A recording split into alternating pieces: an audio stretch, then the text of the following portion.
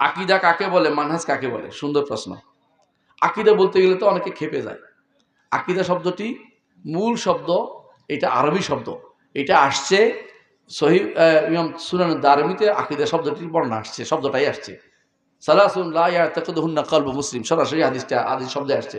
কিছু মানুষ পড়ে না, দেখে জানে না, কথা নাই নাই নাই, কথা বুঝছেন কিনা? কিছু বুঝেন কিনা? একজন মানুষ যদি কোনো বলে যে না পৃথিবীতে আমেরিকা বলতে কোনো রাষ্ট্র নাই, তো জানে না, বলতে হবে, এর বাড়তি কিছু বলার নেই আমার। আসলে তো একটা রাষ্ট্র আছে।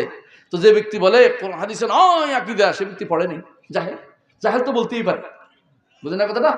কেউ যদি বলে যে এরশাদ নামক কোনো শাসক ছিল না, তা আমি কি বলতে পারি? সর্বোচ্চ বলে জাহেল। আহা, তার তার জ্ঞানের উপরে কান্নাকাটি করা ছাড়া আমার আর কোনো কিছু থাকে না, বুঝেন না কথাটা? তো যারা আকীদা বলে, আকীদা ফেক বলে, ওদের উপর কান্নাকাটি করা ছাড়া আমার কিছু বলার নেই। নাউজুবিল্লাহ। মনে রাখবেন, আকীদা হচ্ছে বিশ্বাসের নাম। কিসের নাম? প্রতিটি মানুষের